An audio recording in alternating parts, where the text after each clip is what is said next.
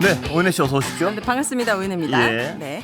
자, 피드백 타임 바로 시작합니다. 6287님께서 20년째 주식하고 있는 개미 투자자입니다. 저는 금투세를 두려워하지 않습니다. 우리나라 주식시장이 박스권에 갇히는 이유는 기업들이 배당도 안 주고 툭하면 주주 배정, 유상 증자만 하고 기업을 자녀한테 물려주려고 주가를 누르고 있기 때문이다라고 생각합니다. 오너 리스크라든지 예. 이런 기업의 경영 방식이 오히려 마이너스다. 6287님 의견에 상당히 동의하는 분들이 적지 않을 저도 겁니다. 예. 주식 투자를 하고 있기 때문에 예. 많은 부분 예, 동의합니다. 그렇습니다. 예. 네.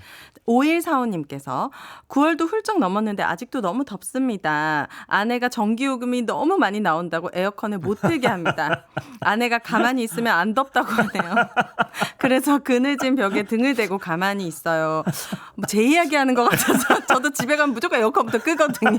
옷을 벗던지 샤워를 하던지. 이게 전기요금 진짜 너무하잖아요. 예, 제가 네. 남 얘기 같지 않아서 웃었습니다. 많이 들으시는 거죠? 아니, 그래서 저는 제 어떤 조그만 제 방에 갇혀서 몰래 틉니다. 네, 예. 8613님께서 저 오늘 조금 멀리 시장에 다녀왔는데 너무너무 덥더라고요. 제가 더워 보였는지 과일가게 사장님이 물 한 잔 드릴까요? 하시더라고요. 예. 귀찮으실까 봐 사양할까 하다가 너무 목이 말라서 감사히 받아서 시원하게 마셨네요. 예. 너무너무 감사했답니다. 예. 아우. 오늘 우리 그 담당 PD가 좀 따뜻한 얘기를 많이 하고 싶었던 것 같습니다. 이 정치 얘기를 쏙 빼고 오늘 네. 좀 다른 얘기만 넣으셨네요. 네. PD의 마음을 알겠습니다. 저 네. 따뜻한 마음을. 네. PD님이 이렇게 따뜻한 마음을 가지시게 된 예. 이유가 있습니다. 뭡니까? 오늘은 MBC가 각종 시청률이나 신뢰도 조사해서 1위를 이어가고 있다는 예. 아주 기쁜 소식입니다.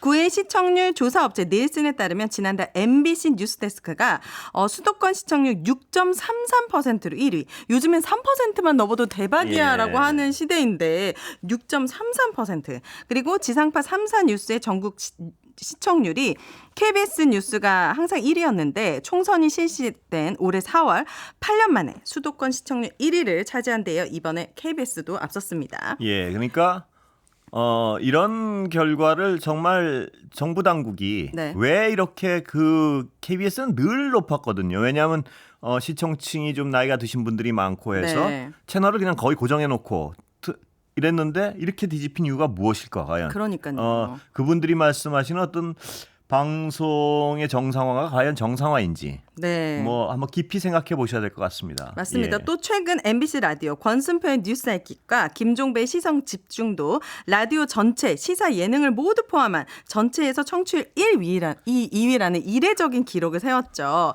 그리고 심지어는 기자협회보가 지난달 현직 기자 1,133명을 대상으로 본인 소속사 이외에 가장 신뢰하는 언론사를 조사했는데 이 조사에서도 MBC가 14.8%로 1위를 차지했다고 예. 합니다. 어떻게 소감 한 말씀 부탁드립니다. 뭐 부끄러워서요. 부끄러우십니까? 뭐 약간 네. 그렇습니다. 저는 청취자의 한 사람으로서 바람을 얘기하자면 예. 사실 박근혜 정부 때부터 예. 이 MBC가 되게 추락했다가 예. 거의 10년 만에 다시 신뢰도를 회복한 거잖아요. 예. 이 신뢰도를 잘 지키기 위해서 투쟁을 잘하고 있기 때문에 예. 많은 분들이 이렇게 청취율로 보답해 주시고 있는 거라고 생각하거든요. 앞으로도 어깨가 많이 무거워지시기를 바랍니다. 부끄러워서요. 네. 자, 그리고 예. 그런데 제가 오늘 잠깐 예. 17분 전에 미디어 오늘인가 해서 뉴스 예. 보니까 뉴일인 민원사주 관련해서 예. 방심위 노조위원분들을 압수수색했는데 심지어 방심위 분들 직원 아이들 방까지 압수수색했다라는 기사를 보고 아니 민원 사주한 사람을 처벌하지 않고 제보자를 찾겠다고 이렇게 하는 게 이게 지금 어떤 세상에 살고 있나 너무 그러니까 충격적이었습니다. 아까 그런 어떤 일들만 봐도요. 네. 현 정부가 어떤 언론을 어떻게 대하고 있는지 네. 또 언론과 관련된 일들을 어떻게 처리하고 있는지 굉장히 알 수 있지 않습니까? 그런데 그러니까요. 그런 모든 것들이 국민들이 어떻게 생각하는지를 나타내는 지표가 바로 이런 어떤 그렇죠. 언론사에 대한 신뢰도, 네. 청취율 뭐 이런 것 같은데요. 네. 이 어떤 신뢰도나 청취율 같은 게 저는 결코 MBC가 너무나 잘해서가 아니고 네. MBC가 정상적이라고라서 봐요.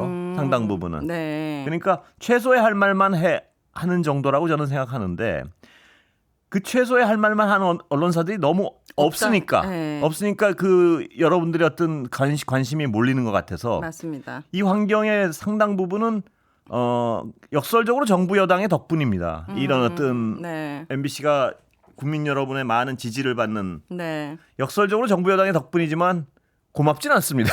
맞습니다. 왜냐하면 최근 KBS 예. 박민 사장의 내부 조사 결과 불신임 비율이 98%. 그렇습니다. 이 공영방송이 이렇게 망가지면 다시 또 정상화하는데 많은 시간과 비용이 걸리는데. 예, 그러면 이런 그렇습니다. 부분이 정말 국민으로서는 큰 피해죠. 이 어떤 국민들의 생각을 네. 정말 지금 방송을 어떤 바꾸려는 사람들은 정말 눈여겨 보셨으면 합니다. 왜 이런 어떤 결과가 나오는지. 그것도 불과 이 언론사의 신뢰도나 이런 건 쉽게 흔들리고 이러지 않잖아요. 네. 근데 이게 불과 몇 년만 이렇게 막 뒤집히고 하는 이런 상황이 왜 생기는지에 대해서 네. 정책을 위반하는 분들이나 혹은 또 정치를 하시는 분들은 정말 어떤 가감 없이 눈여겨 한번 보셨으면 좋겠어요. 네. 이게 어떤 자신들의 생각의 틀에 갇힌 상태에서 이 현상을 평가하지 말고 네. 과연 이게 무슨 의미인가? 네. 왜 이렇게 됐는가를 정말 자기의 정파적 이해에 어떤 사로잡히지 말고 좀 한번 봐줬으면 좋겠어요. 알겠습니다. 예. 자, 다음은 최상병 어머니의 세 번째 편지를 전해드리려고 합니다. 최상병 어머니께서 지난 3일 대한민국 순직 국군 장병 유족회 홈페이지에 올린 내용인데요. 몇 줄 간단히 전해드리도록 예. 하겠습니다. 사무치게 그리운 울 아들 수근이에게 사랑하는 아들 잘 지내고 있니? 아들 9월 26일이면 저녁일인데 돌아올 수 없는 아들이 되어 너무 속상하고 가슴이 미어질 것만 같구나. 엄마는 지금 군 생활을 하고 있었으면 저녁이 얼마 남지 않아 하루하루 손꼽아 기다리며 아들 볼 생각에 마음이 들떠 있었을 텐데 모든 게 아쉬운 뿐이구나. 아들을 허망하게 보내고 미친 사람처럼 때로는 엄마 의지와 상관없는 행동을 하며 지내고 있을 때가 많은 것 같아. 사랑하는 아들, 아빠 엄마가 어떻게 해야 될까? 아들은 엄마랑 같은 마음이지 않을까 싶다. 해병대 전 1사단장이 혐의자로 밝혀져 처벌이 되길 엄마는 바라고 또 바랄 뿐이다. 부하 지휘관들이 물살이 세다고 들어가면 안 된다고 건의했지만 묵살하고 끝까지 들어가라고 한 사람이 계속 책임 회피만 하고 그런 사람이 49제 전날 유족 앞에서 눈물을 흘렸는데 그 눈물을 어떻게 받아들여야 될지 정말 이해를 할 수가 없단다.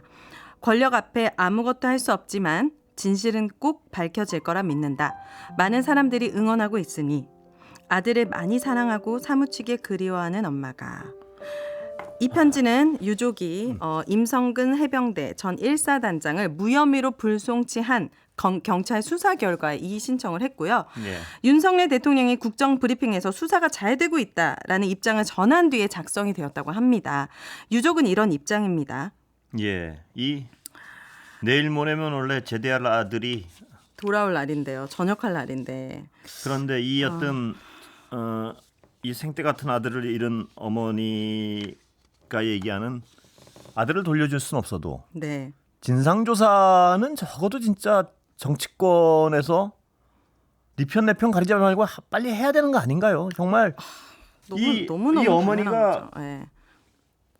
장성할 때까지 키우는 이 생떼 같은 아들이 지금 네.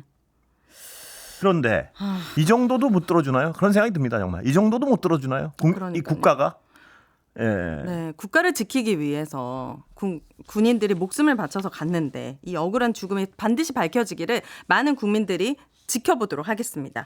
자, 다음 소식도 전해드립니다. KTV 아시죠? 국민들 예. 세금으로 운영되는 채널인데 탄핵이 필요한 거죠라는 대통령 풍자 영상을 올렸던 가수 백자 씨가 KTV로부터 저작권법 위반 혐의로 고소했었습니다. 예. 그런데 더불어민주당 양문석 의원이 KTV로부터 받은 내부 문건을 보니까 이 KTV가 가수 백자TV 유튜브 등에 대해 이 채널에 대해서 채널 폐쇄까지 목표를 세웠던 것으로 드러났던 거예요. 이 풍자 영상을 고소에 이어서 채널 폐쇄까지 이게 맞는 조치인가? 모든 걸 힘으로 하려는 느낌이 드니까요. 에휴. 그리고 과거까지 보더라도 KTV가 저작권 위반 조치는 이번이 처음이라고 예, 해요. 그렇습니다. 예. 그러니까 굉장히 편파적이고 김건희, 윤석열 대통령의 심기 경호 고소 아니냐라는 이런 주장도 있습니다. 그러니까 뭐가 현 정부 들어서 뭐가 마음에 안 들면 모든 걸 힘으로 하려 그래요.